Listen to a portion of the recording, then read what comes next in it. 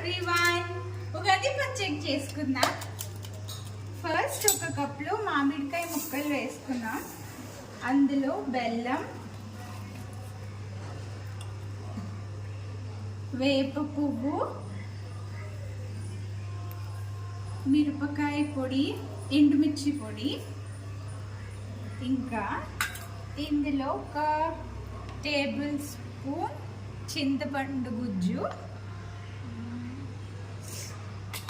ఇంకా కొంచెం సాల్ట్. అంటే దీన్ని ఇంకా ఫుల్గా కలిపేసుకోవాలి.